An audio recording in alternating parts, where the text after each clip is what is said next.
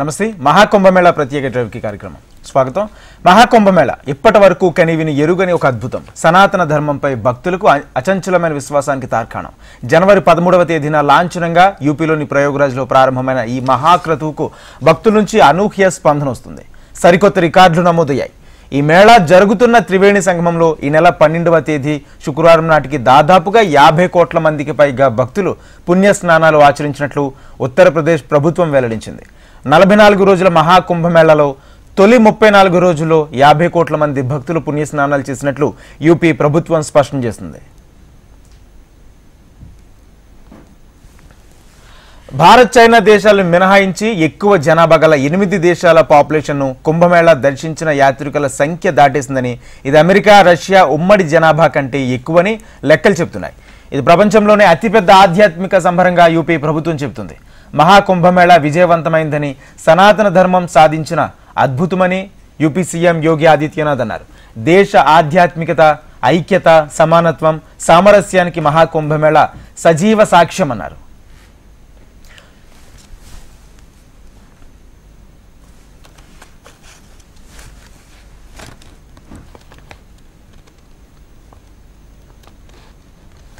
మహాకుంభమేళాకు భారీగా భక్తులు వస్తుండటంతో అనేక చోట్ల ట్రాఫిక్ జామ్లు ఏర్పడుతున్నాయి. భక్తులకు అనేక ఇబ్బందులు కలుగుతున్నాయి. అయితే కేవలం ఇంకా కొద్ది రోజులే మిగిలి ఉండడంతో భక్తులు పెద్ద ఎత్తున తరలి వస్తున్నారు. దీంతో భక్తులు మహాకుంభమేళా గడువును పొడిగించాలని కోరుతున్నారు. ఇదే డిమాండ్ను సమాజ్వాదీ పార్టీ చీఫ్ అఖిలేష్ యాదవ్ కూడా వినిపిస్తున్నారు. గతంలో 75 రోజుల పాటు నిర్వహించిన విషయాన్ని గుర్తు చేశారు. ఇప్పుడు పొడిగించాలనే డిమాండ్ వినిపిస్తుంది. అయితే భారీగా వస్తున్న భక్తులతో యూపీ ప్రభుత్వానికి వేల కోట్ల రూపాయల ఆదాయం సమకూరుతుంది. లక్షలాది మందికి ఉపాధి దొరుకుతుంది. పర్యాటక రంగం మరింతగా విస్తరిస్తుంది. యూపీలోని ప్రముఖ ఆలయాలన్నీ భక్తులతో కిటకిటలాడుతున్నాయి. హిందూ ధర్మంపై భక్తులకు మరింతగా విశ్వాసం పెరుగుతుంది. మహాకుంభమేళా ముగిసేలోగా మరో 10 కోట్ల మంది భక్తులు దర్శించుకుంటారని అంచనా. ఇలా మరెన్నో సరికొత్త రికార్డులను మహాకుంభమేళా దర్శించుకోనుంది. అయితే ప్రపంచంలోనే మరిచిపోలేని ఆధ్యాత్మిక క్రతువుగా చరిత్రలో మిగిలిపోనుంది ఈ మహాకుంభమేళా. ఈ మహాకుంభమేళాకు సంబంధించి అసలు కుంభమేళా విశిష్టతలు, కుంభమేళా ఎటువంటి ప్రాముఖ్యత కలిగి ఉందో మనతో పాటు చర్చించడానికి మనతో పాటు అందుబాటులో ఉన్నారు చిలకమర్తి ప్రభాకర్ చక్రవర్తి శర్మ గారు, ఢిల్లీ నుంచి జూమ్లో అందుబాటులో ఉన్నారు. అదేవిధంగా స్టూడియోలో భాగ్యలక్ష్మి గారు ఉన్నారు, ప్రముఖ ఆధ్యాత్మికవేత్తలు ఇద్దరు. నమస్కారం మేడం. ఏంటి మహాకుంభమేళాకు సంబంధించి చూసుకుంటే ఇప్పటి వరకు కనీవిని ఎరుగని రీతిలో 50 కోట్ల మంది కూడా ఈ మహాకుంభమేళాను దర్శించుకుని అక్కడ పుణ్యస్నానాలు ఆచరించినట్టు కూడా తెలిసింది. ప్రథమంగా మహాకుంభమేళా విశిష్టత అంటే ఏం చెప్తారు? శివాయ గురువే నమః. మహేశ్వరుడైనటువంటి ఆ పరమేశ్వరుని యొక్క అనుగ్రహమే ఈ మహాకుంభమేళా.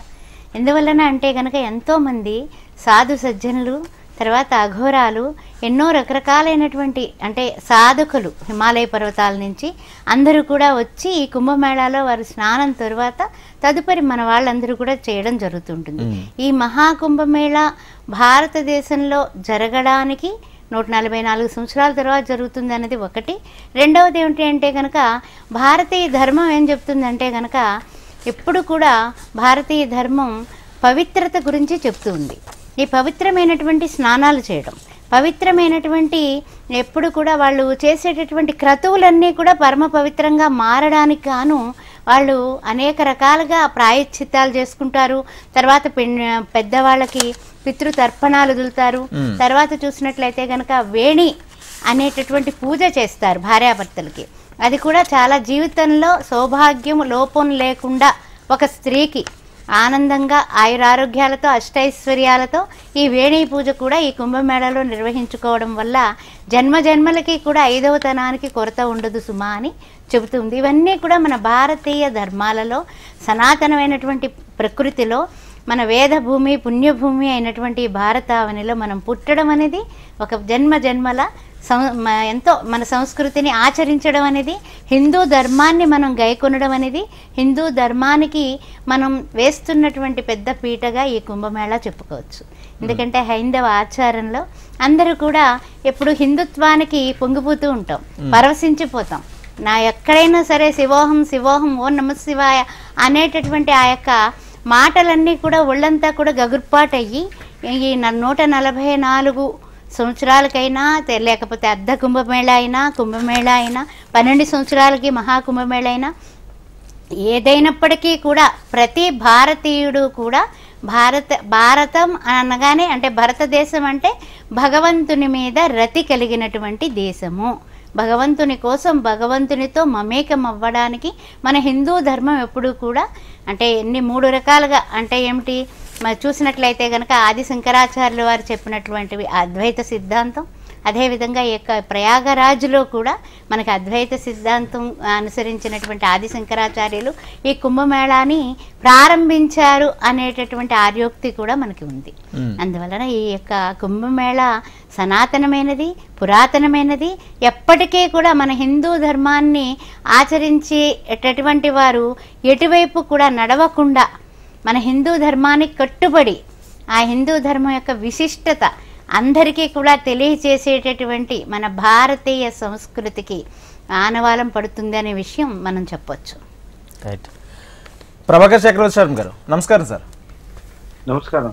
ఏంటి శర్మ గారు, అంటే ఒక పక్క కనీవిని ఎరుగని రీతిలో మహాకుంభమేళా జరిగింది. ఎటువంటి ప్రచారాలు లేకపోయినా, ఎటువంటి ఆర్భాట ప్రచారాలు లేకపోయినా సరే భక్తులు స్వతహాగా వెళ్ళి కుంభమేళాలో పాల్గొని పుణ్య స్నానాలు ఆచరించి ఇప్పటికే కూడా ప్రపంచ రికార్డు అని చెప్పుకోవచ్చు. 50 కోట్ల మంది ప్రజలు అక్కడికి చేరుకుని ఇప్పటి వరకు పెద్ద ఎత్తున స్నానాలు ఆచరించారంటే దీనికి సంబంధించి ఏం చెప్తారు? మీరు ప్రత్యక్షంగా కుంభమేళాలో పాల్గొని అక్కడ విశిష్టతలు, అక్కడ ఏర్పాట్లు అన్ని చూసిన వ్యక్తిగా. ముందుగా హెచ్ఎం టీవీ యాజమాన్యానికి, హెచ్ఎం టీవీ ప్రేక్షకులందరికీ కూడా నా హృదయపూర్వక నమస్కారాలు. కుంభమేళా మీద ఇలాంటి ప్రత్యేక కార్యక్రమం, ఆధ్యాత్మికంతో కూడుకున్నటువంటి కార్యక్రమాన్ని ఏర్పాటు చేయడం సంతోషనీయం. ముందుగా ఈశ్వరుడికి ఓం చంద్రరేఖాలహత్పాలం గంగాం భోవసజ్జటం పాదభూషాయితానంతం ఉమాకాంతోపాస్మహే. చూడండి, ప్రస్తుతం మనకి మాఘమాసం నడుస్తుంది. జ్యోతిష్ శాస్త్ర ప్రకారం అసలు కుంభమేళా ఏంటంటే దేవగురు అయినటువంటి బృహస్పతిని అనుసరించి, అలాగే సూర్యుడి యొక్క గమనాన్ని అనుసరించి మనకి ఈ కుంభమేళాలు జరుగుతాయి. పూర్వం దేవతలు రాక్షసులు కలిపి అమృత భాండం కోసం ప్రయత్నం చేసినప్పుడు ఆ అమృత భాండంలో వచ్చిన తర్వాత ఆ అమృతాన్ని నాకు కావాలంటే నాకు కావాలని వాళ్ళు పంచుకునేటువంటి సమయంలో అందులోంటి 4 చుక్కలు భూమి మీద 4 ప్రదేశాల్లో పడ్డాయని, అందువల్ల ఆ పడిన 4 ప్రదేశాలలో కుంభమేళా జరుగుతుందని కుంభమేళాకి సంబంధించినటువంటి పురాణ ఇతివృత్తాంతం. ఆ 4 ప్రదేశాలు ఏమిటంటే, ఒకటి గంగా నది ఉన్నటువంటి హరిద్వార్, రెండోది గంగా యమున మరియు సరస్వతి అంతర్వాహినిగా ఉన్నటువంటి ప్రయాగ, ఇక 3వ క్షేత్రం గోదావరి క్షేత్రం అయినటువంటి గోదావరి పుట్టినటువంటి నాసిక్ క్షేత్రం, ఇంకా 4వ క్షేత్రం ఉజ్జయిని మహాకాళేశ్వర క్షేత్రంలో క్షిప్రా నది ఏదైతే ఉందో అది. ఈ 4 చోట్ల ఈ కుంభమేళాలు జరుగుతాయి. అయితే ఈ 4 చోట్ల విశేషంగా ప్రయాగలో జరిగేటువంటి కుంభమేళా చాలా విశేషం, ప్రత్యేకం. ఎందుకంటే ప్రయాగలో జరిగే కుంభమేళా ప్రతి 12 ఏళ్ళకు ఒకసారి జరుగుతుంది. అందులోనూ ప్రయాగలో త్రివేణి సంగమం ఉంది. ప్రజలు గమనించాల్సినటువంటి విషయం ఏంటంటే, అసలు ప్రయాగ స్నానం ఎప్పుడైనా చేయొచ్చు, అంటే అంత పవిత్రమైన క్షేత్రం. గంగా, యమున, సరస్వతి ఈ 3 నదులు కలిసి ఉండడం, అందులో సరస్వతి అంతర్వాహినిగా ఉండడం. మీరు ఇక్కడ ఇంకొకటి గమనించాలి ఏంటంటే, ఈ సంవత్సరం మనకి బృహస్పతి వృషభ రాశిలో ఉండి, అందులో వృషభ రాశిలో ఆఖరి 2 నెలలు, అదే సమయంలో సూర్యుడు మనకి మకర కుంభ రాశిలో సంచరించేటువంటి మనకి జనవరి 13వ తారీఖు సంక్రాంతి, మకర సంక్రమణం దగ్గర నుంచి మహాశివరాత్రి వరకు ఉన్నటువంటి సమయంలోనే ఈ కుంభమేళా వచ్చింది. ఇంకొకటి మనం గమనించాల్సింది, బృహస్పతి వృషభం నుంచి మిథునంలోకి వెళ్ళగానే ఈ సంవత్సరం మనకి సరస్వతి నది పుష్కరాలు రాబోతున్నాయి. అంటే ఇదే త్రివేణి సంగమంలో మే నెల నుండి మనకి సరస్వతి పుష్కరాలు కూడా రాబోతున్నాయి. అందుకనే ఈ సంవత్సరం ఈ త్రివేణి సంగమైనటువంటి ప్రయాగ క్షేత్రానికి చాలా విశేషాలు కలిగి ఉన్నాయి. అందువల్ల ఈ కుంభమేళా స్నానాలకి చాలా ప్రత్యేకత కొంత ఏర్పడింది. అయితే ఈ కుంభమేళా స్నానాలు సూర్యుడు మకర కుంభరాశుల్లో సంచరించడం చేత, అలాగే బృహస్పతి వృషభంలో ఉండడం చేత, మనకి ప్రయాగకి కుంభమేళా రావడం చేత ఈ సమయంలో చేసేటువంటి స్నానం చాలా పవిత్రమైంది. అందులోనూ మనని భారతీయులు అన్నాం. భారతీయులు అంటే భా అంటే కాంతి అని, రతి అంటే సూర్యుని యొక్క కాంతిని ఎప్పుడు సూర్యారాధన చేసే వాళ్ళం కాబట్టే మనం భారతీయులమైనాం. అలాంటి సూర్యుడికి సంబంధించినటువంటి మాఘమాసం ఇప్పుడు మనకి నడవడం, ఇదే సమయంలో కుంభమేళా ఉండడం, అందులోనూ మాఘమాసం అంటేనే పవిత్ర స్నానాలు. అలాంటి స్నానాన్ని కుంభమేళాలో గనక ఆచరించినట్లయితే అది చాలా విశేషమైన పుణ్యఫలం. కాబట్టి ముఖ్యంగా ఈ మాఘమాసంతో కూడుకున్నటువంటి కుంభ స్నానానికి కొంత భక్తుల రాక అధికంగా ఉంది. అయితే ఇంకా నేను ఢిల్లీ నుంచి ఇప్పటికే నేను 4 సార్లు కుంభమేళాకి అది వెళ్ళి రావడం, ఇక్కడ ఉన్నటువంటి పరిస్థితి చూడడం చేత యూపీ ప్రభుత్వం కుంభమేళాలో అనేక సదుపాయాలు, అన్ని విధాలుగా చాలా సదుపాయాలు అయితే ఏర్పరిచాయి. అయితే వచ్చేటువంటి భక్తులు దేనికి కంగారు పడకుండా ప్రశాంతంగా రాగలిగినట్లయితే, అలాగే చాలా మంది కుంభమేళా నేను ఒక రోజులో వెళ్ళిపోయి తర్వాత రోజు వచ్చేద్దాం అనేటువంటి హడావిడిలో రావడం వల్ల ఇబ్బందులు కలుగుతున్నాయి.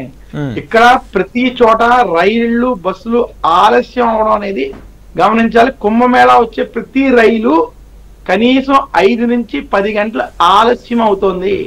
అలాగే మీరు ఎక్కే రైలు కూడా 6-7 గంటలు ఆలస్యం అవుతోంది. ఇవన్నీ దృష్టిలో పెట్టుకుని మీరు కనుక కొంచెం ఒక 2-3 రోజులు 4 రోజులు ఉండేటువంటి విధంగా దాన్ని ఆ యొక్క సమయాన్ని కేటాయించుకుని కనుక ప్రశాంతంగా వచ్చినట్లయితే ఖచ్చితంగా మీకు ఇక్కడ కుంభమేళాలో స్నానాలన్నీ కూడా మీరు అనుకున్న విధంగా అయ్యి మంచి యాత్ర అవుతుందని మాత్రం HMTV ఛానల్ ద్వారా ప్రేక్షకులకి చిన్న సూచనగా చేస్తున్నాను. ఈ కుంభమేళా ఆధ్యాత్మిక పరంగా ఇది 12 సంవత్సరాలకు ఒకసారి వచ్చేది. అలాగే ఇది మహాకుంభమేళా అని 144 సంవత్సరాలు చెప్పినప్పటికీ ప్రతి 12 సంవత్సరాలకు వచ్చేటువంటి మహాకుంభమేళా ప్రతి 12 సంవత్సరాలకు వచ్చేటువంటి కుంభమేళా చాలా విశేషం. కాబట్టి అందులోనూ త్రివేణి సంగమం ప్రాంతం కాబట్టి ఈ సమయంలో చేసేటువంటి స్నానానికి, ఈ సమయంలో చేసేటువంటి స్నాన, దాన, జప, తప హోమాదులకి చాలా విశేషమైనటువంటి రెట్టింపు ఫలితాలు ఉంటాయని కుంభమేళాకి సంబంధించినటువంటి విధి విధానాలు మనకి తెలియజేస్తున్నాయి. అందువల్ల ఈ సమయంలో ఈ కార్యక్రమాలు ఆచరించడం శుభప్రదమని మాత్రం తెలియజేస్తున్నాను. ఓకే గురుగారు. అమ్మ, మహాకుంభమేళా విశిష్టత అంటే ప్రధానంగా ఏం చెప్తారంటే కుంభమేళాకి మహాకుంభమేళాకి ఉండే ప్రత్యేకతలు ఏంటి? కుంభమేళాకి ఉండేటటువంటి ప్రత్యేకతలు ఏమిటంటే కనుక, ఇది ఇప్పుడు చెప్పాలంటే కనుక ప్రపంచ దేశాలన్నీ కూడా మన భారతదేశం వైపు చూస్తున్నారు, వస్తున్నారు. ఎందువల్ల మహాకుంభమేళా అని మనం ప్రకటన అయిపోయింది. 144 డేస్ సంవత్సరాల తర్వాత వస్తుంది, 144 సంవత్సరాల తర్వాత అనే విషయం కూడా ప్రపంచవ్యాప్తం అయిపోయింది. ఇప్పుడు అమెరికా నుంచి వస్తున్నారు, రష్యా నుంచి వస్తున్నారు, అనేక దేశాల నుంచి. ఈ ఎప్పుడైతే అన్నామంటే 4 రకాలుగా ఇందాక గురువుగారు చెప్పినట్టుగా మనం కుంభమేళాలు తీసుకోవచ్చు. ఎలా అంటే కనుక మనకి చూసినట్లయితే కనుక ఫస్ట్ మనం చూస్తే కనుక మొట్టమొదట కుంభమేళా, అర్ధ కుంభమేళా, ఆ తర్వాత పూర్ణ కుంభమేళా, మహాకుంభమేళా. ఇది ఏమవుతుందంటే ఆధ్యాత్మిక సమ్మేళనం, మన హైందవ ధర్మానికి అద్దం పట్టేటటువంటి మన యొక్క ప్రకృతి సమీకరణ. ప్రకృతిని మనం పూజిస్తున్నాం, ప్రకృతికి పీఠం వేసేటటువంటి అమ్మవారు అక్కడుంది. అక్కడ ప్రయాగరాజ్ అన్నారు. ప్రయాగరాజ్ అంటే ఇదివరకు అహ్మదాబాద్ అనేవాళ్ళం, ఇప్పుడు ప్రయాగరాజ్ అన్నారు. అంటే మహాకుంభమేళాకి ఇంత పేరు పెట్టారా, లేకపోతే ప్రయాగరాజ్ ముందే ఉందా అని కూడా మనం ఈ యొక్క మహాకుంభమేళా విషయంలో మనం ఈ సమ్మేళన విషయంలో విశిష్టత కూడా మనం ఇక్కడ తెలుసుకోవాలి. వారు చెప్పినట్టుగా త్రివేణి సంగమం అది జరిగింది. సరే, ఏమిటంటే గంగా, యమున, సరస్వతీదేవి అంతర్వాహినిగా ఉంది. అయితే మనకి పుష్కరాలు తర్వాత ఏమిటంటే గురుడు ఏ రాశిలో ప్రవేశిస్తే పుష్కరాలు వస్తాయి 12 ఏళ్లకోసారి, అలాగా జ్యోతిష్య శాస్త్రం చెబుతూ వచ్చింది. అయితే ఈ మహాకుంభమేళా జరగడానికి కూడా విశిష్టత ఏంటంటే కనుక ఇది స్టార్టింగ్ ఏమో మకర సంక్రమణం రోజు అయ్యింది, అదేవిధంగా ఎండింగ్ చూస్తే శివరాత్రి పూట.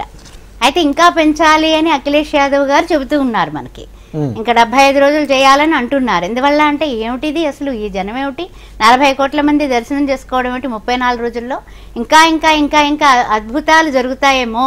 నాగసాధువులందరూ వచ్చారు, హిమాలయాల్లో నివసించేటటువంటి అపురూపమైనటువంటి శక్తివంతులు, కొన్ని 100 సంవత్సరాలు 1000 సంవత్సరాల నుంచి ఉన్న వాళ్ళందరూ అక్కడ ఏమిటంటే ఆ స్నాన ఫలితమే ప్రభావమే బ్రహ్మాండంగా ఉంది. అలాంటి ఫలితం ఈ శరీరంతో, ఈ దేహంతో జంతువునాం నరజన్మ దుర్లభం. అలాంటి నరులు అందరం కూడా పరమ పవిత్రం అవ్వడానికి మహాకుంభమేళా చాలా సహకారం అందిస్తోంది. మనం అద్భుతాలు చూడగలుగుతాం. అంటే ఏంటంటే కేవలం ఆ నీటిలో స్నానం చేసినందుకే. అందుకనే మనకి చెప్పాలంటే రాష్ట్రపతి గారు చేశారు, ప్రధాని మోడీ గారు చేశారు, అదేవిధంగా పెద్ద పెద్ద వాళ్ళందరూ కూడా వెళ్ళి చేస్తున్నారు. ఇంత కష్టమైన ఇష్టంతో వెళుతున్నారు. కారణం ఏమిటంటే ఆధ్యాత్మిక తత్వం, ఆధ్యాత్మికమైనటువంటి భక్తి ప్రక్రియలన్నీ కూడా మన రక్తంలో ఇమిడి ఉన్నాయి కాబట్టి. అయితే మనం అసలు ప్రయాగలో ఏం చేయాలి అంటే కనుక, ప్రయాగ అంటే త్రివేణి సంగమం. ప్రయాగ అంటే ప్రయాగరాజ్ అని అన్నాం కదా, 3 రకాలుగా చెప్తూ ఉంటారు. ఉత్తరాఖండ్లో చెప్పినట్లయితే కనుక, అంటే విశిష్టత అడిగారు కాబట్టి ఈ విషయాలన్నీ చెప్పుకొస్తున్నాను నేను. ఉత్తరాఖండ్లో చూసినట్లయితే కనుక రుద్రప్రయాగ, విష్ణు ప్రయాగ, అదేవిధంగా దేవప్రయాగ అనేటటువంటివి ఉన్నాయి. అయితే ఈ యొక్క ఉత్తరప్రదేశ్లో ఉన్నటువంటి ఈ ప్రయాగ త్రివేణి సంగమం ప్రయాగరాజ్ అయింది. అంటే వాటిలన్నింటికీ రాజు ఈ యొక్క ప్రయాగరాజ్. ఎందుకంటే అమృతం ఎలా అయితే చినుకులు 4 చోట్ల పడితే ఇందాక గురువుగారు చెప్పినట్లుగా ఎలా అయితే ఉద్భవించాయో ఇవన్నీ కూడా, అంటే అంత పవిత్రమైనటువంటి ప్రదేశాలుగా ఇవి మారిపోయాయి. హరిద్వార్, అదేవిధంగా ఈ ప్రయాగరాజ్. ఆ తర్వాత చూసినట్లయితే కనుక మనకి ఇంకా తతిమ 2 క్షేత్రాలు, ఉజ్జయిని, నాసిక్. నాసిక్ అంటే గోదావరి తల్లి మనకి అక్కడ ఉద్భవించింది. ఇంకా ఉజ్జయిని అంటే మనకు తెలుసు. కానీ అన్నింటికన్నా విశిష్టమైంది ప్రయాగరాజులో జరుగుతున్నది.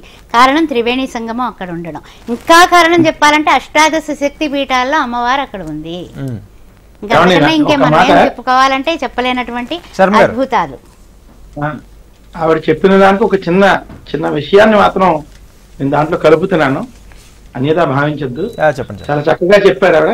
అయితే చూడండి, ప్రయాగ అంటే సంగమం అని అర్థం.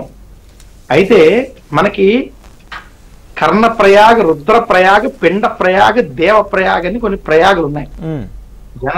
మామూలుగా ఎక్కడైనా 2 నదులు గనక కలిస్తే దాన్ని ప్రయాగ అని కూడా మనకి ఉత్తర భారతంలో దాన్ని అంటారు.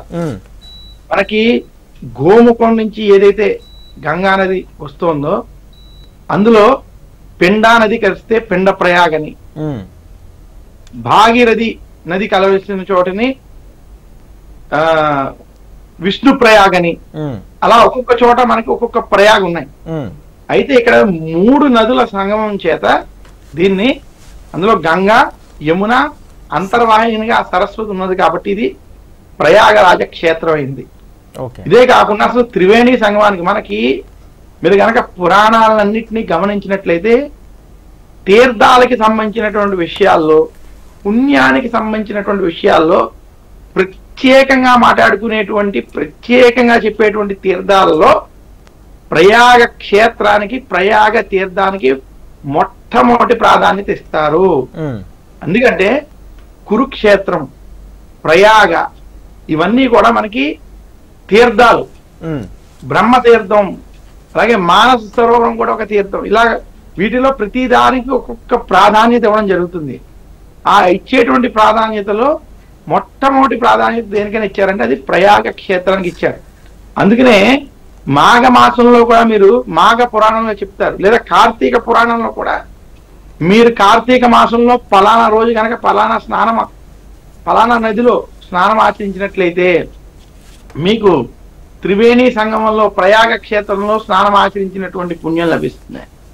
ఇవన్నీ ఎందుకంటే ఈ ప్రయాగ క్షేత్రం యొక్క విశిష్టతని చెప్పడానికి ఆ యొక్క క్షేత్రంతో చెప్తారు. అందుకనే ఇది తీర్థక్షేత్రం అయింది. ఇది కాలక్రమేణా దీన్ని అలహాబాద్గా మనకి మధ్యలో ఇది మారడం జరిగింది. కానీ దీనికి సనాతన ధర్మంగా మనం చూసినట్లయితే, సంస్కృతంగా మనం చూసినట్లయితే ఇది ప్రయాగ క్షేత్రం, ప్రయాగరాజ క్షేత్రం. అటువంటి ఈ క్షేత్రంలో గనక కుంభమేళా స్నానం ఆచరించడం చాలా విశేషం. అందుకనే ఇవి పవిత్ర స్నానాలు. అయితే రాజకీయ పరంగా ఇవి కొంచెం రోజులు పెంచాలనేటువంటి దాన్ని నేను కొంచెం వివేదిస్తాను. ఎందుకనంటే దేనికైనా సరే మనకి ప్రతి నేను అదే అడుగుదాం అనుకుంటున్నాను గురువు, అసలు దీనికి ముహూర్తాలు ఇవి ఉంటాయా? అసలు అలా పెంచొచ్చా, పెంచకూడదా? అలా పెంచకూడదు. ఎందుకంటే మీకు ఉదాహరణ చెప్తాను. మనకి గోదావరికి కానీ కృష్ణా నదికి కానీ పుష్కరాలు జరిగినప్పుడు 12 ఏళ్లకి అవి వచ్చినప్పుడు పుష్కరాలు 12 రోజులని మనకి నియమం. ఆ 12 రోజులు నియమంనే మనం పాటించాలి తప్ప ఆ 12 రోజులు నేను నెల రోజులు చేస్తాను 2 నెలలు చేస్తాను అనేది నియమంగా. అయితే అటువంటి దానికి కూడా ఏం చెప్పారు, ఈ 12 రోజులు మీకు ఏ సమయంలోనైనా ఆచరించుకుంటూ మిగిలిన సమయంలో ఎప్పుడైనా ఆ సమయంలో వెళ్ళలేనటువంటి వారు ఆ సంవత్సరం మొత్తంలో మిట్ట మధ్యాహ్నం 12ంటికి పుష్కర స్నానం ఆచరించుకోవచ్చు అనేది శాస్త్రం చెప్పింది. అలాగే ఈ కుంభమేళాకి వచ్చేటప్పటికి అసలు కుంభమేళ 45 రోజులు, దానికి కొన్ని లెక్కలు ఉన్నాయి. జరిగేటువంటి ప్రాంతాన్ని బట్టి ఆ బృహస్పతి సూర్యుడు మకర కుంభరాశిలో ఉన్నటువంటి సమయం, ఆ సమయాల లెక్కని బట్టే ఈ కుంభమేళా చెప్తారు. అలాగే సూర్యుడు గనక కుంభం నుంచి మీనంలోకి వెళ్ళిపోతే కుంభమేళా సమయం సమాప్తం అయినట్టని స్పష్టంగా ఆ యొక్క కుంభమేళాకి సంబంధించినటువంటి జ్యోతిష్య గణనం ఆధారంగా స్పష్టంగా ఇవ్వడం జరిగాయి. అందువల్ల ఆ యొక్క జ్యోతిష్శాస్త్ర ప్రకారం, ఆ యొక్క గణనం ప్రకారం ఏవైతే ఉన్నాయో దాన్ని ఆచరించడమే ఉత్తమం. ఇంకా ఉత్తర భారతంలో ప్రస్తుతం మాఘ పౌర్ణమి తర్వాత ఎప్పుడైతే ఈ సాధువులు వెళ్ళిపోతారో ఆ తర్వాత అది అసలైన కుంభమేళా కాదనేటువంటి వాదన కూడా ప్రస్తుతం ఉన్నది. అందులో కూడా కొంత న్యాయం ఉండడంలో ఆ వాదన తప్పులేదు. కానీ మహాశివరాత్రి వరకు సూర్యుడు కుంభరాశిలో ఉన్నంత వరకు ఉన్నటువంటి ఈ సమయం పవిత్రమైనటువంటి సమయం. అందువల్ల శివరాత్రి వరకు చేసేటువంటి స్నానాలు కుంభమేళా స్నానాల్లోకి వస్తాయని మాత్రం నేను హెచ్ఎం టీవీ ఛానల్ ద్వారా ప్రేక్షకులకు సూచి. Okay, welcome back. శర్మ గారు అంటే మహాకుంభమేళాకు సంబంధించి అంటే ఒకవేళ స్నానాలకు సంబంధించి ఏదైనా నియమం ఉందా, లేకపోతే 45 రోజులు ఎప్పుడైనా స్నానం చేయొచ్చా? మరోపక్క చాలా మంది ఇప్పటికే 50 కోట్ల మంది దాదాపుగా దేశం నుంచి కాకుండా ఇతర దేశాల నుంచి కూడా ఆధ్యాత్మిక భక్తులు కూడా వచ్చి స్నానాలు ఆచరించారు. ఒకవేళ వెళ్ళలేని వాళ్ళ పరిస్థితి ఏంటి? చాలా చక్కటి ప్రశ్న అండి ఇది. మీరు ఏ నదిలో అయినా, అది పుష్కరాలలో అయినా కుంభమేళాలో అయినా స్నానం ఆచరించాలంటే శాస్త్రపరంగా దానికి ఒక విధి విధానం ఉన్నది. మనం ఎక్కడైనా సరే పవిత్ర నదుల్లో స్నానం ఆచరించేటప్పుడు మనం పవిత్రమై పవిత్ర హృదయముతో భక్తి శ్రద్ధలతో స్నానం ఆచరించాలి. కుంభమేళాకి అసలు మనం ఎందుకు వెళ్తున్నాం? మనం తెలిసి గాని తెలియక గాని చేసినటువంటి పాపాలు ఏమైనా ఉంటే అవి తొలగి నాలో మానసికంగా మార్పు వచ్చి భక్తి మార్గంలో ముక్తి వైపు నేను వెళ్ళాలనేటువంటి సంకల్పంతో ఎవరైతే మనం వెళ్తున్నారో, అలాగే కుంభమేళా స్నానం ద్వారా పుణ్యాన్ని సంపాదించుకోవాలి. దేవతలని పితృదేవతని స్మరించుకుని వారికి తర్పణాలు వంటి వదిలి వారందరినీ కూడా తరింపజేయాలనేటువంటి సంకల్పంతో వెళ్ళేవారు. ఆ సంకల్పాన్ని దృష్టిలో పెట్టుకుని ఇంటిలోనే లేదా మీరు ఉన్నటువంటి రూము వద్ద ముందు స్నానము చేసి, మగవారైతే పంచే వస్త్రం పైన కండువా వంటివి వేసుకుని, స్త్రీలు వారికి సౌకర్యమైనటువంటి వస్త్రాలు అంటే చీర వంటివి వేసుకుని, పెళ్ళైన వారైతే భార్యాభర్త కలిసి స్నానం ఆచరించడం, ఆడవాళ్ళు కొంచెం పసుపు వంటివి రాసుకోవడం, సబ్బులు షాంపూలతో కుంభమేళాల్లో స్నానం చెయ్యకూడదు. ఇంటిలోనే స్నానం చేసి ఆ పంచి కట్టుకుని చాలా శుభ్రంగా నది వద్దకు వెళ్ళి గంగే జమునే చైవ గోదావరి సరస్వతి నర్మదే సింధు కావేరి జలేస్మిన్ సన్నిధిం కురు అని చెప్పుకుని సంకల్ప సహితంగా, అంటే మీకు గనక సంకల్పం వస్తే సంకల్పం స్వయంగా చెప్పుకోవడం, లేదా అక్కడ ఎవరైనా బ్రాహ్మణుడు ఉన్నట్లయితే అక్కడ ఉన్నటువంటి పురోహితుల ద్వారా సంకల్పాన్ని చెప్పించుకుని సంకల్ప సహితంగా 3 మునకలతో స్నానం ఆచరించిన తర్వాత దేవతలకి ఋషులకి తర్పణాలు వంటి వదలడం, నదికి తర్పణాలు వదలడం, అలాగే ఎవరైనా గతించినటువంటి వారు ఆ పితృదేవతలకి తర్పణాలు వదలడం, ఈ రకంగా సంకల్ప సహితంగా స్నానం ఆచరించాలి. సబ్బులు షాంపూలు వంటివి వాడకూడదు. మీరు నదిలో స్నానం ఆచరించేటప్పుడు నది కింద ఉన్నటువంటి మట్టితో స్నానం చేయమని శాస్త్రం చెప్పింది. అంటే ఆ మాతృకని తీసుకుని దాన్ని శరీరానికి రాసుకుని దానితోటి స్నానం ఆచరించమని చెప్పింది. ఈ రకంగా సంకల్ప సహితంగా పవిత్ర హృదయంతో భక్తి శ్రద్ధలతో ఎవరైతే కుంభమేళాలో స్నానం ఆచరిస్తారో ఖచ్చితంగా వారికి కుంభమేళాలో స్నానం ఆచరించినటువంటి పుణ్యఫలం లభిస్తుంది. అలాగే ఈ స్నానాలు ఆచరించేటప్పుడు శాంతంగా వ్యవహరించాలి. మీ దృష్టిలో వేరే ఒక ఇతర విషయాలు ఏమీ రాకూడదు. కుంభమేళా స్నానం అన్నప్పుడు కుంభమేళా ఆ పవిత్ర నదులు జలాలు దేవతలకు సంబంధించినటువంటి ఇవే చెప్పుకోవాలి. మీకేనా ఉపదేశం వంటివి అయినట్లయితే ఆ ఉపదేశ మంత్రాలు, గాయత్రి చేసుకునే వారైతే గాయత్రి చేసుకునేటువంటి వారు, అష్టాక్షరి పంచాక్షరి మంత్రాలు చెప్పుకునేటువంటి ఇవన్నీ కూడా మీరు ఆ నదిలో స్నానం ఆచరించి ఆ ఒడ్డు మీదకి వచ్చి అక్కడ మీరు ఆ ఒడ్డు మీద కూర్చుని మీరు ఇవన్నీ కూడా జపం చేసుకోవచ్చు మాత్రం సూచిస్తూ సంకల్ప సహితంగా ఈ రకంగా స్నానం ఆచరించడం చేత ముఖ్యంగా స్వచ్ఛతని మాత్రం పాటించాలి. నదిలో ఎలాంటివి విసర్జించకూడదు. స్వచ్ఛతను పాటిస్తూ ఎవరైతే శుభ్రంగా స్నానం ఆచరించి భగవంతుడికి తర్పణాలు వంటి వదులుకుని గతించినటువంటి పితృదేవతలకు తర్పణాలు వంటి వదిలినట్లయితే వారికి కుంభమేళా స్నాన ఫలితం లభిస్తుందని తెలియజేస్తున్నాను. హెచ్ఎం టీవీ ద్వారా ప్రేక్షకులకి సూచిస్తున్నాను. ఓకే, భాగ్యలక్ష్మి గారు, కుంభమేళా స్నానాలు ఆచరించేవారు కానీ గురుగారు చెప్పారు అక్కడ ఎటువంటి స్నానాలు ఏ విధంగా చేయాలి, పూజకు సంబంధించి స్నానాలు చేసిన తర్వాత ఎటువంటి పూజలు చేస్తే మంచిది, ఆ ప్రదేశాల్లో ఎటువంటి దేవతామూర్తులు ఉంటారు, ఎవరిని ఆరాధించి పూజిస్తే మంచిది? చాలా మంచి విషయం అడిగారండి. ముఖ్యంగా అందరూ కూడా ఏమంటారంటే త్రివేణి సంగమంలో స్నానం చేసేస్తాం కాబట్టి చాలా పుణ్యం వచ్చేసింది, ఇంకా నమస్కారం చేసుకుని ఒడ్డున చూస్తే చాలా క్యూలు ఉన్నాయి, అక్కడ హనుమాన్ టెంపుల్ ఉంది, బడా హనుమాన్ అంటూ ఉంటారు. ఆ తర్వాత అసలు ఈ యొక్క ప్రయాగరాజ్కి ఈ యొక్క త్రివేణి సంగమానికి వేణి మాధవ స్వామి ఆలయం ఉంది. ఆయన అక్కడ పరిపాలకుడు, మహానుభావుడు. అందువల్ల వేణి పూజ చేస్తారు.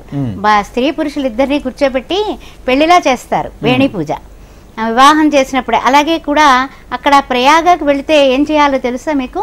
తలనీలాలు సమర్పించాలి. అందువల్ల ఈ వేణి పూజలో తలనీలాలు భర్త భార్య తలని చివర్లు కత్తిరించి అక్కడ విడిచిపెట్టడం జరుగుతూ ఉంటుంది ఈ వేణి పూజలో. అది కూడా చాలా ప్రత్యేకత. ఆ వేణి మాధవ స్వామికి ఆ తలనీలాలు ఇష్టం. అందువల్ల ప్రయాగ అంటే ఏమిటంటే కనుక మనకి ప్రయాగ వెళ్ళిన వాళ్ళందరూ కూడా వేణి పూజలో భార్యాభర్తలు పడితే తప్పనిసరిగా పాల్గొంటూ ఉంటారు. ఇక నెక్స్ట్ చూసినట్లయితే కనుక మనకి అంటూ ఉంటాం ఎలాగంటే కనుక కొన్ని దేవతల గురించి కొన్ని పురాణాలు, అగ్ని పురాణం ఇలాంటివి కూడా కొన్ని విషయాలు మనకు చెప్పబడ్డాయి.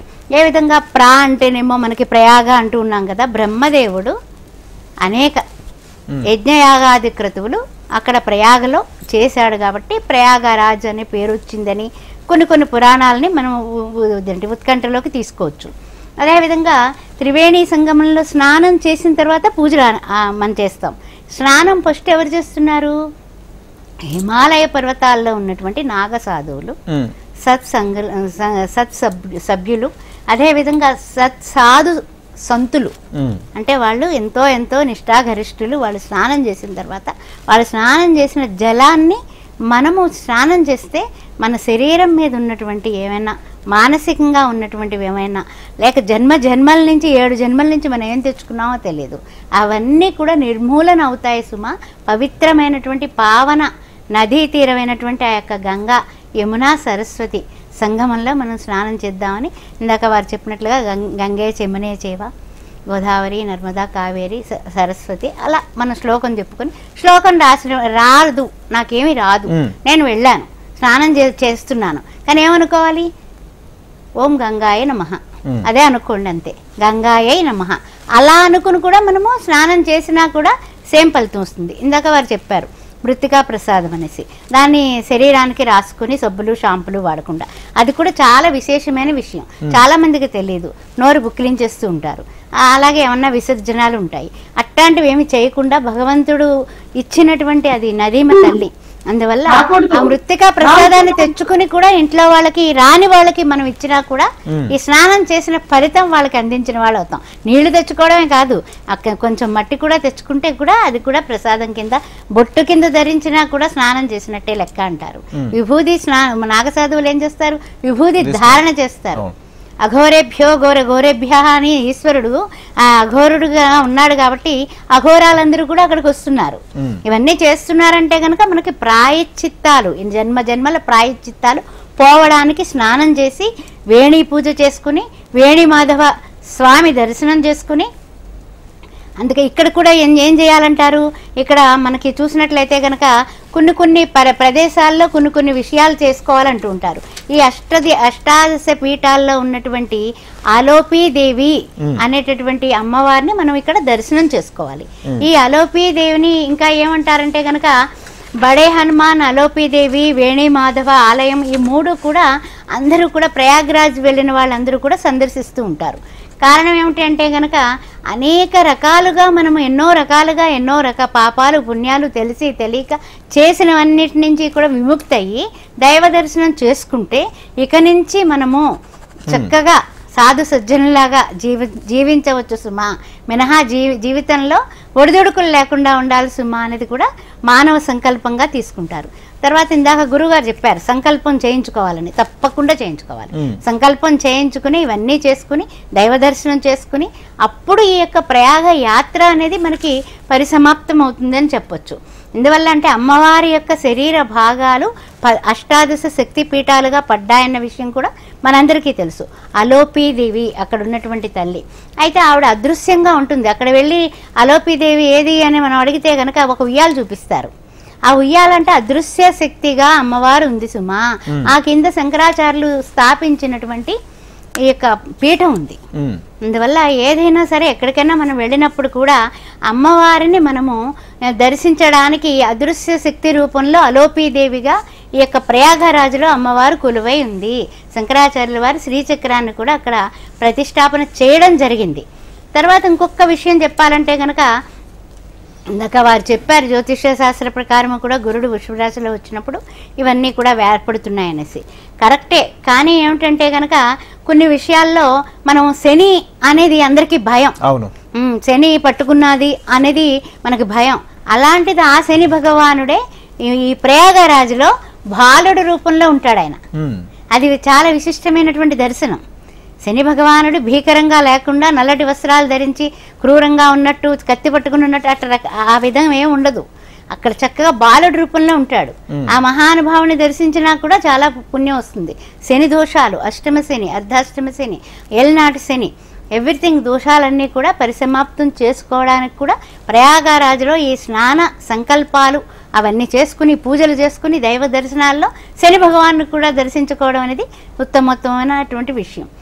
రామాల్లోని రామనామాన్ని లిఖించుకున్నటువంటి బడే హనుమాన్ అక్కడ ఎలా ఉంటాడు, పడుకోబెట్టబడి ఉంటాడు. ఆయన ఏం లేచి నుంచొని నేను జై శ్రీరామ్ అనేసి యుద్ధానికి నేను రామ కార్యానికి పెడుతున్నాను అనడు. సంజీవ పర్వతాన్ని ఎత్తుకోడు. అక్కడ ఏం చేస్తాడంటే ఆయన చక్కగా పడుకుని ఉంటాడు. అలాంటి ఆయన్ని మనం దర్శించుకొని ఆయనకు కూడా జయ హనుమాన్ జ్ఞాన గుణసాగర అని హనుమాన్ చాలీసా చదువుకొని అక్కడ కొంత సమయం గడిపి కాస్త జపం కానీ వారు చెప్పినట్లుగా గాయత్రి కానీ ఉపాసన ఎవరికి వాళ్ళకే అనుష్ఠానం ఉంటుంది.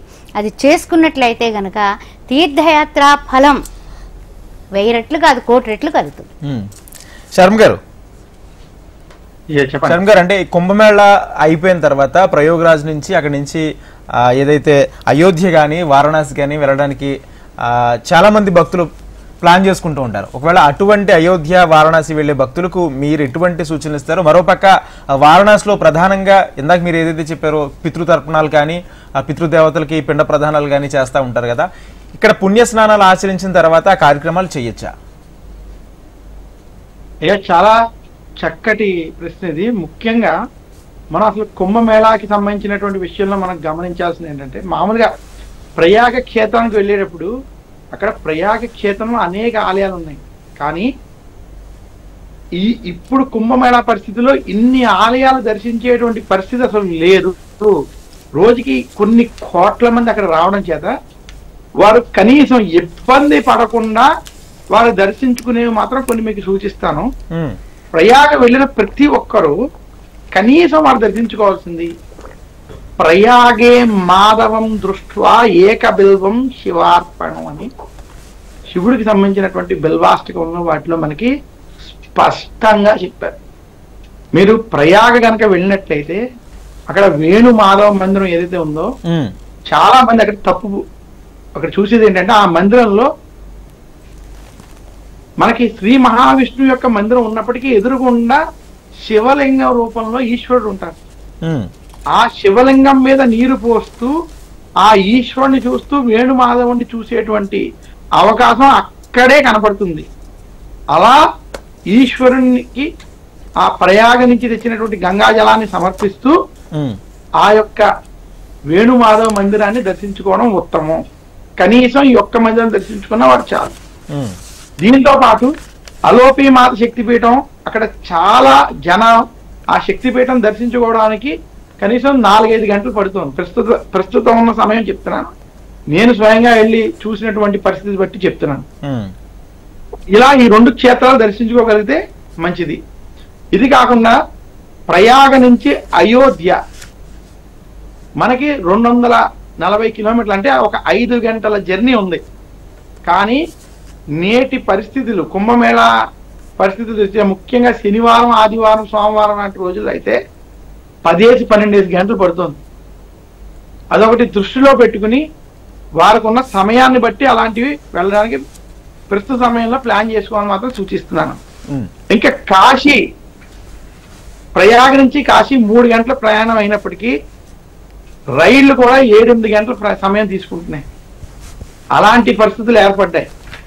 ఆ రకంగా ఈ సమయాన్ని దృష్టిలో పెట్టుకుని మీరు ప్లాన్ చేసుకోవాలని మాత్రం ఒక సూచనగా తెలియజేస్తూ, అయితే ప్రయాగ క్షేత్రం వద్ద కాశీ, అయోధ్య, అలాగే ఈ త్రివేణి సంఘం వద్ద ఉన్నటువంటి అలోపి మాత శక్తిపీఠం, ఈ వేణి మాధవ మందిరం వంటివి దర్శించదగ్గ క్షేత్రాలు మాత్రం సూచన చేస్తూ, మీరు దానికి తగ్గట్టుగా సమయాన్ని కేటాయించుకున్నట్లయితే మీరు వెళ్ళి రావచ్చని మాత్రం తెలియజేస్తున్నా. ప్రస్తుతం నేను ఇక్కడే ఢిల్లీలో ఉండడం చేత ఇక్కడ ట్రాఫిక్, అలాగే అక్కడ ఉన్నటువంటి జనాల సంద్రోహాన్ని దృష్టిలో పెట్టుకుని ప్రేక్షకులకి నేను ఏదో 5 గంటల్లోనే అయోధ్య వెళ్ళిపోతాను, 3 గంటల్లోనే వారణాసి వెళ్ళిపోతాను అనేటువంటి దృష్టి లేకుండా ఇది సమయం పడుతుంది, కనీసం 1-2 రోజులు పడుతుంది అనేటువంటి దృష్టి పెట్టుకున్నట్లయితే మీరు ప్రశాంతంగా వెళ్ళి రావచ్చు.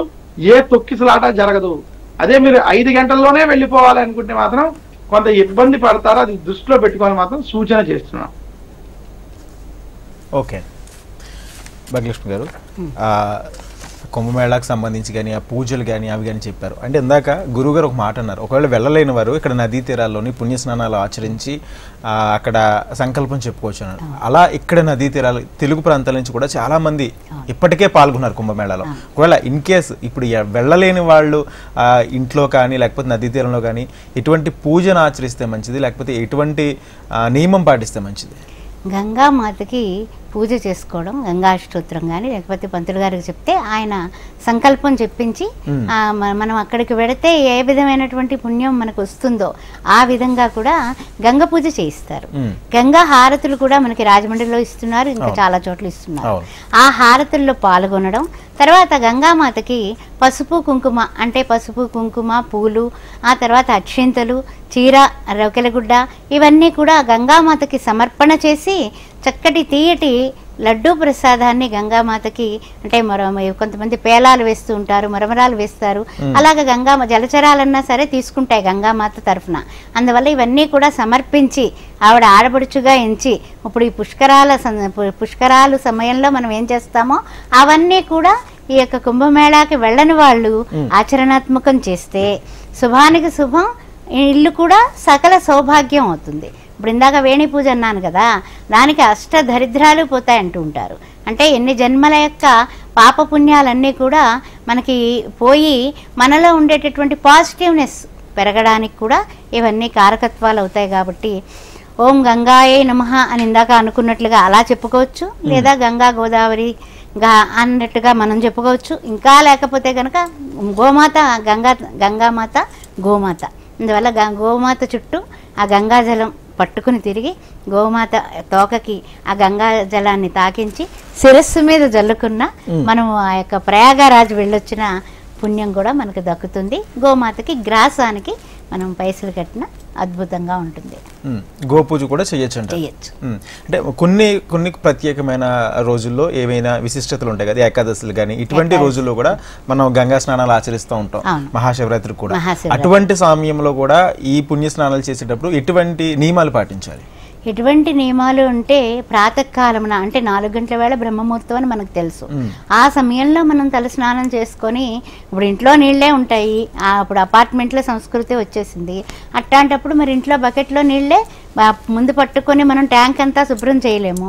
అలాంటప్పుడు ఆ నీళ్లలోనే కొంచెం కాశీ జలము, ఈ త్రివేణి సంగమ జలము కలుపుకొని మృత్తికా ప్రసాదం దొరికినట్లయితే కనుక ఎవరైనా వెళ్ళిన వాళ్ళకి చెప్పి ఆ మృత్తికా ప్రసాదాన్ని బొట్టుగా తిలకంగా ధరించి అమ్మవారిని తలుచుకొని ఆ నెత్తిమించి వేసుకునే చెంబులన్నీ కూడా గంగామాతకి సమర్పిస్తూ నమస్కారం చేసి తర్వాత సూర్యభగవానుడికి ప్రత్యక్ష దైవం శ్రీ సూర్యనారాయణ వేద పారాయణ లోకరక్షామణి దైవ చూడమణి, ఆ మహానుభావుడు ప్రత్యక్ష దైవం, ఆయనకు 3 సార్లు అర్ఘ్యం ఇచ్చి ఆ తర్వాత గంగా పూజ చేసినా, లేకపోతే గంగ నిమిత్తము మనం పసుపు కుంకాలు పెట్టినా, లేకపోతే ఇంకా చెప్పాలంటే ఆ రోజు దాన కార్యక్రమాలు అంటే పెద్దవాళ్ళకైతే కనుక అమావాస్య పూట ఇలాంటి మంచి మంచి కార్యక్రమాల్లో మనం పిండ ప్రధానాలు కూడా పెట్టిస్తూ ఉంటారు.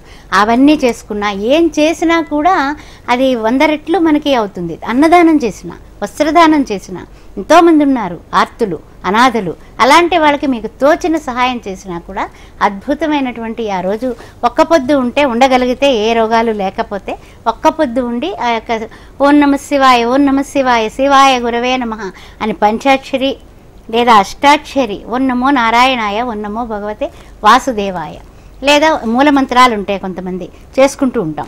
అలాంటి వాళ్ళు అలాంటి అనుష్ఠానం ఏమైనా సరే మంత్రోపాసకులు మంత్రాలని వల్లి వేయడం వల్ల ఇలాంటి పుణ్యమైనటువంటి రోజుల్లో మీరు పూజకి ఎంతైతే ప్రాముఖ్యత ఇస్తారో, దానాలకు ఎంతైతే ప్రాముఖ్యత ఇస్తారో, మీ యొక్క మంత్ర ఉచ్చాటన వలన కూడా మీ ఇల్లు, మీ యొక్క చుట్టుపక్కల అంతా కూడా పరమ పవిత్రంగా మారిపోతుంది.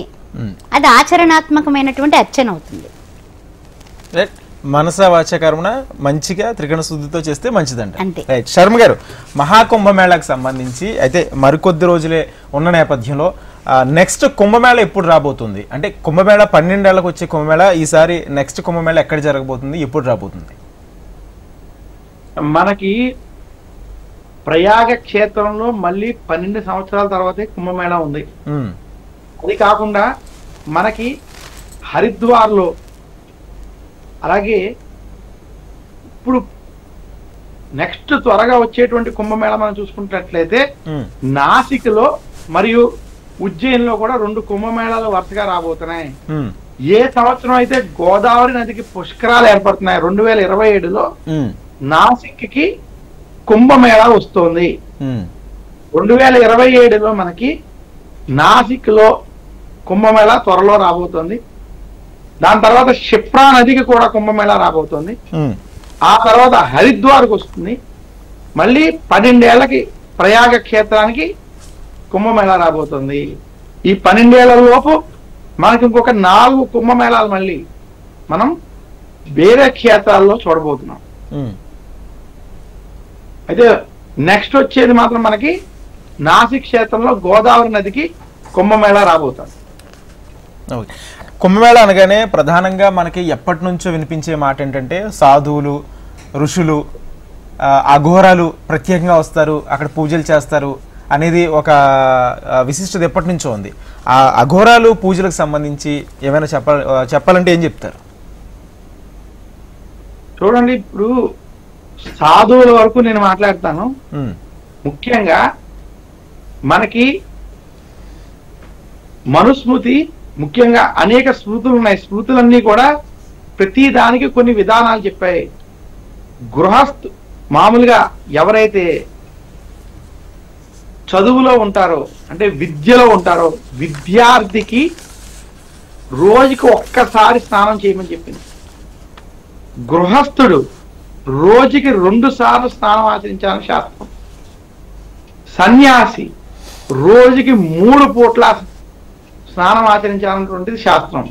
ఇక్కడ స్నానం అని ఎందుకు మాట్లాడుతున్నానంటే మనకి స్నానానికి, పవిత్రతకి అంతటి ప్రాధాన్యత ఇచ్చారు.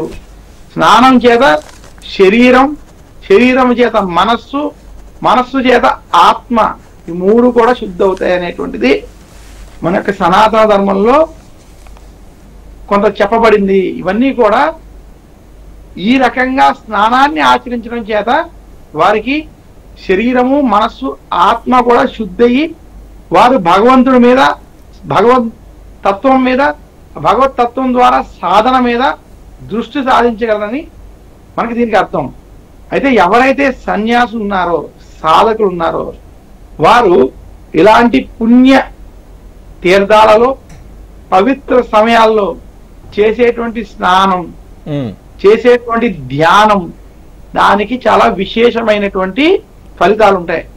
ముఖ్యంగా ధ్యానానికి సంబంధించినటువంటి విషయాల్లో మనం కొన్ని చూసినట్లయితే మనం ఎక్కడ కూర్చునైనా ధ్యానం చేసుకోవచ్చు. కానీ కొన్ని విశేషమైన క్షేత్రాలలో విశేషమైనటువంటి సమయాల్లో చేసేటువంటి ధ్యానానికి ప్రత్యేకమైనటువంటి ఫలితాలు ఉంటాయని శాస్త్రం చెప్పింది. ఉదాహరణకి గ్రహణాలు పట్టే సమయం, పౌర్ణములు వంటి సమయాలు, ఏకాదశి వంటి తిథులు ఉన్నటువంటి సమయాలు, ఇటువంటి సమయాల్లో చేసేటువంటి ధ్యానానికి చాలా విశేషమైన ఫలితం ఉంటుందని శాస్త్రాలు తెలియజేశాయి. ఇదే కాకుండా పుణ్యక్షేత్రాలైనటువంటి మనకి సప్త మోక్ష క్షేత్రాలు అయోధ్య, మధుర, మాయా, కాశీ, కాంచి మనకున్నటువంటి ఈ 7 మోక్ష క్షేత్రాలు లేదా పవిత్ర నదులు నర్మదా నది, గోదావరి, గంగా వంటి పవిత్ర నదులు ప్రవహించేటువంటి పుణ్యక్షేత్రాలు అంటే కాశీ క్షేత్రం, ప్రయాగ క్షేత్రం, కురుక్షేత్రం ఇలాంటి ప్రత్యేకమైనటువంటి పవిత్ర క్షేత్రాల వద్ద చేసేటువంటి ధ్యానానికి కూడా విశేషమైనటువంటి ఫలితాలు ఉంటాయన్నారు. అందులోనూ త్రివేణి సంగమైనటువంటి ప్రయాగ క్షేత్రం జ్యోతిష్ శాస్త్ర ప్రకారంగా ఇది కుంభమేళా సమయం అవడం చేత ఈ సమయంలో ఎవరైతే సాధువులు స్నానం అది ఆచరించి వారు చేసుకునేటువంటి సాధన వంటి కార్యక్రమాలు గనక ఆ యొక్క ప్రదేశంలో చేసుకుంటే అది విశేషంగా ఫలిస్తుందని మాత్రం శాస్త్రాలు తెలియజేశాయి. అందువల్ల అనేక మంది సాధువులు వారు కూడా ఈ సమయానికి కుంభమేళాకి రావడం, అందులోనూ మీరు పవిత్రమైన రోజు తీసుకుంటే మాఘ పౌర్ణమి, పుష్య పౌర్ణమి, రథ సప్తమి, అలాగే ఏకాదశి, శ్రీ పంచమి ఇలాంటి కొన్ని పవిత్రమైన సమయాలు, మౌని అమావాస్య, అలాగే మహాశివరాత్రి ఇలాంటి పవిత్రమైన ధ్యానానికి ముడిపడి ఉన్నటువంటి సమయాలు ఇవి. ఈ సమయంలో గనక కుంభమేళా వంటి ప్రదేశాల్లో, త్రివేణి సంగమం వంటి పవిత్ర ప్రదేశాల్లో గనక ధ్యానం చేస్తే మామూలు సమయంలో చేసేదానికన్నా అధిక రెట్ల ఫలితం ఉంటుందని ఆ సాధకుల యొక్క విశ్వాసం, సనాతన ధర్మం చెప్పినటువంటి విషయం. అందువల్ల అనేక మంది సాధకులు అటువంటి పుణ్య తిథులలో సమయాలలో స్నానం ఆచరించి వారి యొక్క సాధనకి సంబంధించినటువంటి కార్యక్రమాలు ఆచరిస్తారు. ఇది అందరూ ఆచరిస్తారు నేను చెప్పను, కానీ నిజమైనటువంటి శంకరాచార్యులు వంటి వారు ఇచ్చినటువంటి అద్వైతాన్ని కానీ అర్థం చేసుకున్నటువంటి సాధకులు మాత్రం తప్పకుండా ఆచరిస్తారు. అలా ఆచరించినటువంటి వారికి ఆ యొక్క ఫలితం ఖచ్చితంగా లభిస్తుందని మాత్రం సూచిస్తున్నాను. ఓకే శర్మ గారు, ఒకటి అక్కడ క్షేత్రస్థాయిలో మీరు పర్యటించారు, కుంభమేళా దాదాపు ఒక 4-5 సార్లు అక్కడికి వెళ్ళి స్నానాలు ఆచరించడం, రియాలిటీ గ్రౌండ్ రియాలిటీ అంతా చూసిన వ్యక్తిగా ప్రభుత్వాలు ఎటువంటి ఏర్పాట్లు చేశాయి, ఇంకా ఎటువంటి మెరుగైన ఏర్పాట్లు చేయాలి భక్తులకు సంబంధించి, మరోపక్క భక్తులు కూడా ఎటువంటి జాగ్రత్తలు తీసుకోవాలి, అంటే చిన్న చిన్న చెదురుమదురు ఘటనలో మనం చూసిన నేపథ్యంలో ఎలాంటి జాగ్రత్తలు తీసుకుంటే సురక్షితంగా పుణ్య స్నానాలు పూజలు ఆచరించి బయటకు రావచ్చు? చూడండి, ప్రభుత్వ పరంగా ఏర్పాట్లు చూసినట్లయితే ఈ కుంభమేళా జరిగేటువంటి ప్రాంతంలో లైటింగులు కావచ్చు, టెంట్లు కావచ్చు, తాగునీటికి సంబంధించినటువంటి కావచ్చు, ఆహారానికి సంబంధించినవి కావచ్చు, అలాగే టాయిలెట్స్ వంటివి కావచ్చు, ఇవన్నీ కూడా ప్రభుత్వం తరఫు నుంచి అన్ని అద్భుతంగా ఏర్పాట్లు అయితే ఉన్నాయి. దాంట్లో విమర్శించే స్థాయి మాత్రం ఎక్కడా లేదు. ఎందుకంటే మిగతా చోట్ల పుష్కరాలు వంటివి నేను 12 సంవత్సరాలుగా ప్రతి సంవత్సరం ఒక్కొక్క నది పుష్కరాలు స్నానం చేసుకుంటూ వస్తున్నాను కాబట్టి ఆ గమనించిన వాటిలో చూసినట్లయితే ఇప్పుడు ఉన్నటువంటి ఏర్పాట్లు చాలా అద్భుతంగా ఉన్నాయి. అయితే ప్రభుత్వం ఆశించిన స్థాయి కన్నా 4-5 రెట్ల జనాలు రావడం చేత ఈ రైళ్లు, విమానాలు, బస్సులు, రోడ్లు కూడా కిక్కిరిసిపోవడం, అలాగే ముఖ్యంగా నేను గమనించినటువంటి అంశం ఏంటంటే, మీరు ప్రయాగకి వెళ్ళేటువంటి ఏ రైలు అయినా సరే కనీసం 5 గంటల నుంచి 10-12 గంటల ఆలస్యం అవడం. దాన్ని బట్టి ప్లాన్ చేసుకోమంటారు. రోడ్లు కూడా మీరు కాశీ ముందు వరకు కూడా సమయానికి వచ్చేసిన, కాశీ నుంచి ప్రయాగ రావడానికి లేదా ఢిల్లీ నుంచి వెళ్ళేటప్పుడు లక్నో నుంచి కాన్పూర్ నుంచి ప్రయాగ వెళ్ళేటువంటి పరిస్థితులు, గంటలో 2 గంటలో వెళ్ళేటువంటి ప్రయాణాలు 4-5 గంటలు పట్టేటువంటి స్థితి ఏర్పడడం చేత, సమయం కొంచెం జనాలకి ఇది అవ్వడం చేత, ఓపిక నశించడం చేత కొంత ఇబ్బందులు మాత్రం కలుగుతున్నాయి. ఆదరబాదరగా కాకుండా కొంచెం జాగ్రత్తగా సమయం తీసుకుని ప్లాన్ చేసుకోమంటారు. అది కనుక కొంచెం ఆ సమయాన్ని దృష్టిలో పెట్టుకుని కనుక ప్రశాంతంగా ఆలోచించి వెళ్ళినట్లయితే ఇబ్బంది లేదు. ఇంకా ప్రయాగలో కూడా ఉండడానికి వసతులు అవి కూడా ఇబ్బంది లేకుండా దొరుకుతున్నాయి. కాకపోతే మామూలు సమయంలో దొరికే 500 రూపాయలు దొరికే రూము ఈ రోజు 1500-2000 పెట్టి తీసుకోవాల్సినటువంటి పరిస్థితులు మాత్రం కనబడుతున్నాయి. 100 రూపాయల్లో ప్రయాణించేటువంటి ఆటో 400 రూపాయల్లో ప్రయాణించేటువంటి స్థితులు మాత్రం ఉన్నాయి. ఇది యథార్థం. అవన్నీ చూసుకుని ప్లాన్ చేసుకోమంటారు. జాగ్రత్తగా సురక్షితంగా భక్తులు కూడా సురక్షితంగా ప్లాన్ చేసుకుని సురక్షితంగా స్నానాలు ఆచరించమంటారు. రైట్, థ్యాంక్ యూ శర్మ గారు. థ్యాంక్ యూ శర్మ గారు, థ్యాంక్ యూ భాగ్యలక్ష్మి గారు. మొత్తంగా మహాకుంభమేళాకు ఇప్పటి వరకు దాదాపుగా 50 కోట్ల మంది వెళ్లి పుణ్యస్నానాలు ఆచరించారు. మరికొద్ది రోజుల సమయం ఉంది కాబట్టి ఇంకా వెళ్లే భక్తులు కూడా చాలా జాగ్రత్తగా ప్లాన్ చేసుకుని ఎటువంటి ఆటంకాలు లేకుండా సమయాన్ని దృష్టిలో ఉంచుకుని ఆదరబాదరగా కాకుండా జాగ్రత్తగా వెళ్లాలని కూడా నిపుణులు అదేవిధంగా ఆధ్యాత్మికవేత్తలు సూచిస్తున్నారు. ఇది వాళ్ళ ప్రత్యేక కార్యక్రమం. Keep watching HM TV.